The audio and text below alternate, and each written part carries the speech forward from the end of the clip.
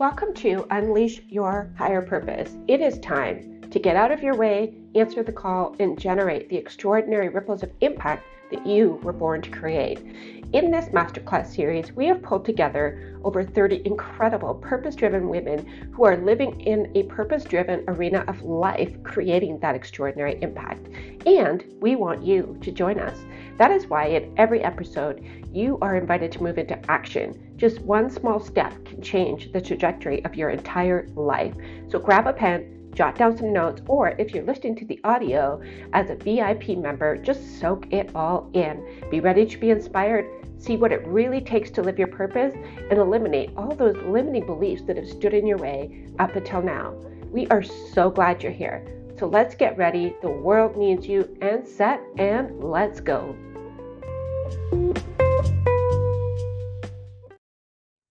Hello, everyone, and welcome to yet another fantastic interview with one of our extraordinary speakers for Unleash Your Higher Purpose. So let's dive in. I am super excited to introduce to you today, Clestine. Is that how you say it?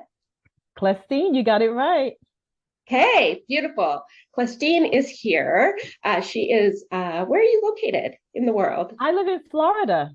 Florida. Sunny Florida, the Sunshine State, and we just had Ian here at the beginning of October, and we're waiting for another tropical storm. But Oh no, Florida. It's actually windy outside right now. Oh my goodness. It's fascinating to me how we can be on completely different realities. I am in the middle of British Columbia, Canada, where it's cold, there's snow, none of that warm tropical stuff, I'm telling you. So once the hurricane is passed, I'd like to wish myself to be with you over there, but we'll just live with what we got. So tell us, Clestine, I'm so glad you joined us, the purpose coach. I can't think of a better purpose to have you here than to talk about purpose. So tell us who you are and what kind of brought you into becoming a purpose coach. What does that even mean for you? How do you define your purpose both personally and professionally? So I'll start with my story. Sure. And my story starts in England. I was born and raised in England. I'm British, and I was very shy, very insecure, but always had a teacher spirit. So fast forward, when I was almost 13, we moved to the United States of America, to the Boston area, Boston, Massachusetts, where they have 4 seasons. And in having to pick a track, I realized that teachers didn't make a lot of money, and I was like, they don't make a lot of money, so I'm going to choose something else. So I decided to choose something that I was good at, and there was always something in me, and I know that was this Holy Spirit that said that I was different and I was a leader and things would be different for me. And so I decided to do engineering because I was really good at math and I was really good at science. However, I was in engineering for 8 years. 2 years into the 8 years, I realized, I am not in the right place. I did not like it. I wasn't good at it. I did not shine in it. My colleagues did. I did not. And so I said, you know what? God, I don't know where I'm supposed to be, but this is not it. And so I prayed for 6 long years. I prayed for 6 years, stayed in engineering because I didn't know what else to do because I only had an engineering degree. And I eventually moved to North Carolina, Raleigh, North Carolina, where they have a beautiful spring season. And that is where my relationship with God got really intimate. And that's where he revealed my true purpose. And so he showed me that my purpose was to help people in their relationship with God and to help them develop their purpose. And so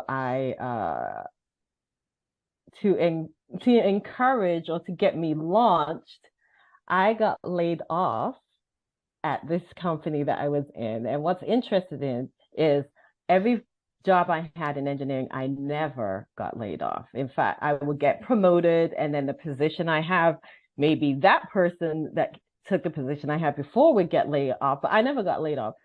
So here I am in this meeting, and they tell everyone you're getting laid off, and I'm like, that can't be me. But then this peace came over me, this peace that surpasses all understanding. And I knew that it was God. And I knew he was saying, in my spirit, it was like he was saying, Happy birthday, my daughter. I have something Mm, amazing for you. I have something interesting. And listen, it's been a roller coaster ride ever of since. course. But because I was in a job that I did not like, God knows how to create purpose for each of us. He knows how to create that passion. Yes. I remember when I first started in speaking, I was like, I don't have a story. Everybody had these stories of getting laid off, not laid off, getting being homeless or Right. abused, or something really tragic. And I was like, I don't have a story.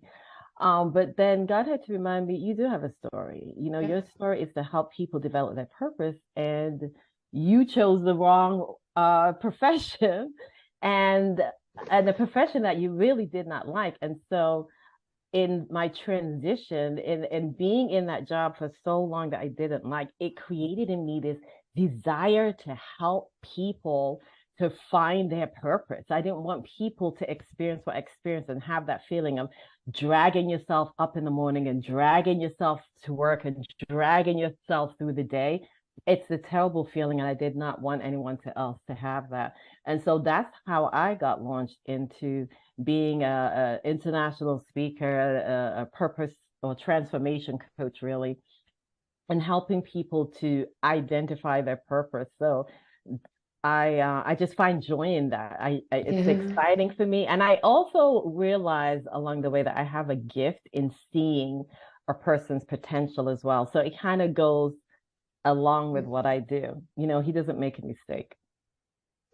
Not at all. We're the ones that are running around making all the mistakes, but sometimes we need to. What I love about what you just shared is that so many of us take these long, lengthy detours. We end up way the heck over there and it doesn't even make sense. But once we actually end up where we're supposed to be going, it actually makes sense that we went that way. Because how can you know what your purpose is as clearly as you do without having been in the wrong thing? It's like trying to write with your left Hmm. hand if you're right-handed, Exactly. or trying to Right. put like a square block in a small round hole. Like it just doesn't fit, and you can fight it all you want, but the exhaustion and Mhm. the feeling like, this is where I share a passion with you, because people are doing whatever they feel they must do to pay the bills, to do whatever, and they're dying inside because they're not able to find that thing or to create that alignment. I don't think it's Mhm. about finding, it's really more about uncovering and peeling back and discovering it. So I Mhm. love it. Engineering to purpose coaching. Who knew? And it's fascinating to me that that's how you ended up there. Um, so one of the things I talk about a lot with all of our speakers is, as purpose driven leaders, we are in the arena. We're not on the sidelines watching anymore. We were, but we're in the arena. And that comes with its own set of big challenges, obstacles, trauma or things that haven't been healed yet, and fear, self doubt, imposter syndrome, the list goes on. So, the question that I love to dig into a little bit, because I feel like it's important for all of our listeners to know, we're also human. They are human. We all have to choose. So for you, what are those obstacles for you, and how do you navigate through those difficult times? Well, every time I'm going to another level, Yes. there is the insecure shy girl Yeah. never goes away. So I get the privilege of speaking in front of hundreds and thousands of people. And when I do that, I feel like I'm sitting in my living room speaking one-on-one with someone, because I've become very comfortable with it because it's a gift God gave me, right? But every time I'm about to go to another level, she raises her head and says, Hey, I'm here. And I have learned to how to manage her. So the insecurities does not go away. It's just you just learn how to kind of be gentle with her and say, yeah, I don't need you. Just sit there and sit on the sidelines. And so learning how to deal with fear and doubt, disbelief. Basically, learning how to manage your mindset. And that's basically what I teach my clients. So I've developed a lot of curriculums and mindset tools to Mhm. help my clients to shift their identity, because when you're dealing with your purpose, that is what it's all about. You have to understand that, excuse me, when your purpose is revealed to you, that's the exciting stage. And I remember when God revealed to me what my calling really was. It was so exciting. I was Of excited course. about it. But then the second stage, because there's three stages to shifting your identity and purpose, you've got that revelation stage, and that's where you're revealed what your purpose is. Now, the thing is, you have an identity, and your identity is what you think, it's what you feel, and it's what you choose, right? That's your Mhm. identity. And that's what Dr. Leaf talks about is identity. But then in the second stage, that's your cultivation stage. This is the stage where a lot of people get lost, get stuck, or they never move from. Because in this stage, this is where you start to develop your new identity, this new woman that you need to be, this new person that you need to be. It requires you to think differently, feel differently, and make different choices. And so Yes. some people get stuck in that cultivation stage for years or never graduate from there to the third stage, which is the activation stage, where you get to really live it full fledged, where things are really flowing. But before that, it's really God testing you to see, okay, let me just see what you're going to do with this. Are you going to really put your all in it? Are you going to take it seriously, or are you just going to kind of say, well, this is too hard, I'm just going to go do something else? So, for me, the hardest thing was mindset, Yes. and just shifting my mindset and my identity. So, so powerful, especially because I think we forget that as human beings, we are limited in what we're capable of. But when we lean into God, when we lean into something so much greater than us, the possibilities are endless. But when you speak into the whole, should I just give up and do something else? I don't know how many times in the last 12 years of doing business that has popped up in my mind. Like, this is hard. Why am I doing this to myself? What is going on? So, but the calling just keeps pulling you along. So you're right. It It is does. mindset.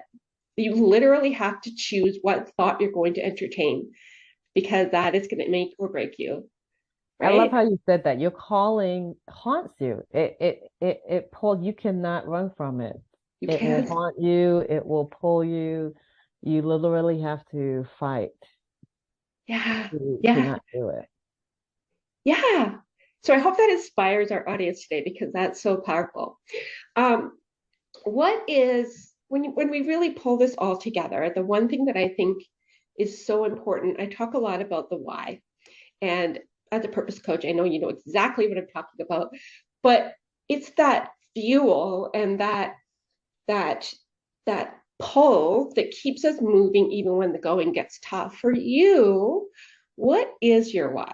What is it that makes you just keep on trucking and just going all in? Um, when I when I got laid off, probably about a few weeks after I got laid off, this is what, 20 years ago, over 20 years ago. I had to move out of my apartment. I was living in North Carolina. I had to move out of my apartment and move in with a friend. I just did not know what I was supposed to be doing because engineering was all I knew. And then, Yeah. God started to remind me what he had been showing me about a year or so ago of my calling. And I started to get these dreams, and I'm not really a dreamer, but I started to get these dreams every night, and it was the same reoccurring dream every night for 2 weeks. And it did not, it was the same length. It was always between 11:30 and 2:30, 11:30 at night and 2:30 in the morning. Uh, exact same dream. And by the end of 2 weeks, I realized God is trying to tell me something. That is God. You think? Hey, hello, right? And I said, okay, God, I know it's you. And yes. And what the dream was me standing in front of my church in Boston, preaching, speaking. And when I said yes, the dream stopped. And what God was doing, because I was so shy and insecure years ago, what he was doing was he was rooting in my soul the desire and the understanding that this is who I am, this is what I've been called to do, there's nothing else.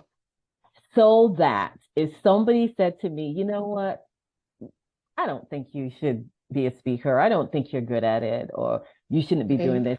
Or even if I try to talk myself out of it, it's so deep rooted in my soul from those dreams that this is what I'm supposed to be doing that it keeps me going. So, God is the one that rooted in me this desire and this understanding that this is who I am and this is what I'm put on this earth for. And so my why is that I want to see what the end looks like. I want to Mm. see what when it's things are gushing and really flowing big. I want to see what that looks like. Because it's been an Mm. exciting roller coaster ride. It's been highs and lows and in between, but I want to see what it the end looks like. Yeah. Yeah. And imagine if you had, instead of quitting your job in engineering, or not quitting, sorry, instead of quitting engineering as a profession and decide to go find another job in engineering, you stopped and you listened. But can you imagine if you were an engineer still? Like I all of can't that, right? cannot because I hated it. I really did. I hated it. Let me tell you the part of the job that I really loved. I would have managers come into my office and they would vent and ask me for advice. Managers, like people higher than me. And I would give them advice and I enjoyed it. But guess Mm, what? I wasn't getting paid for that. no. That's just like cool. I wasn't getting paid for that, but I enjoyed giving them advice. I enjoyed guiding them. I enjoyed encouraging them. I enjoyed helping them navigate their road and their path.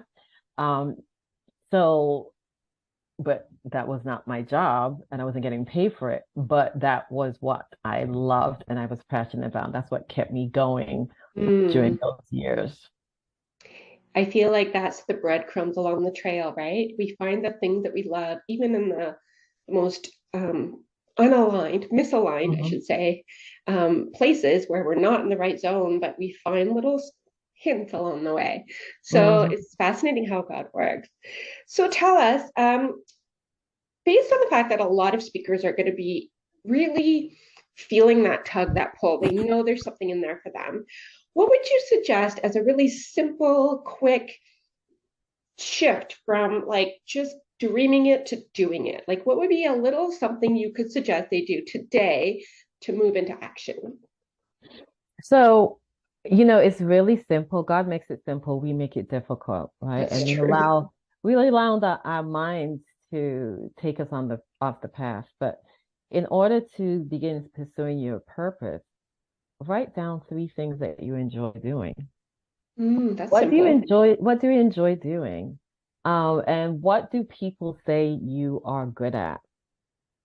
And the third thing, what would you do and not have to get paid for it? Because I would speak and not have to get paid for it because I Right. speaking is my passion. It's my first love, right? Um, so those three things, if you could answer those questions, then go in the direction of those answers and you're not going to go wrong. And keep going, keep doing it because the Bible says that your gift makes room for you. And it really does. Mm, Really does. wonderful. Thank you. That's so simple and manageable. And yes. So finally, you do have, I already know the answer to this, but what is your free gift that you would like to share with our ladies today? So, pursuing your purpose is not for the faint of heart, whether it's through an entrepreneurial path or not. It's not for the faint of heart. And so my gift is 11 steps to be unstoppable, Mm. because you're going to want to keep going so that you can get to the juicy parts of your purpose journey. So 11 steps to being unstoppable. And it's basically what are the 11 things that you need to do so that you keep going, so that you don't stop, so that you don't let the obstacles or what you consider impossibilities to stop you.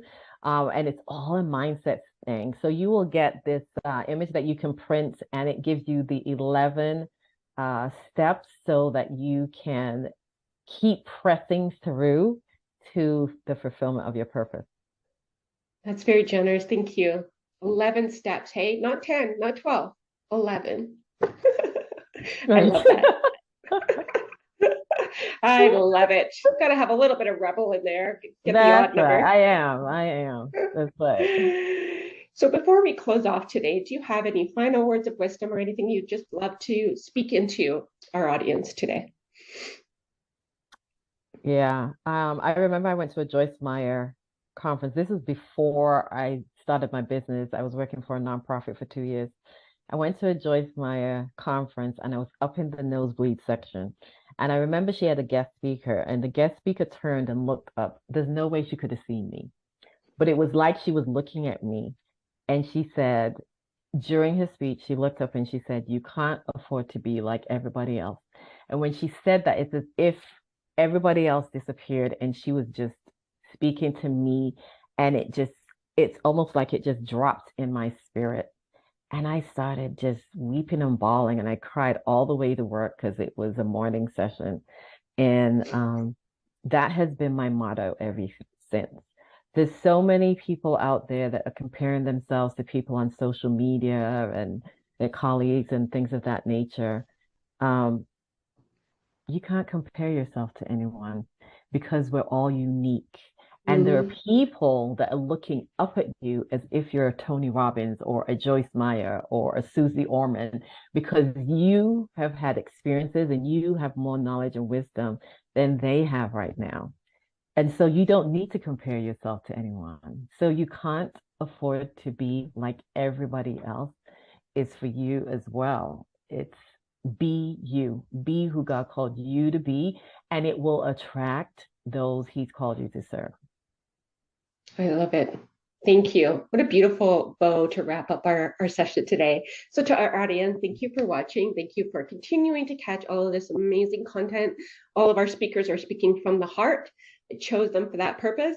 And continue to check these out. They're all incredible.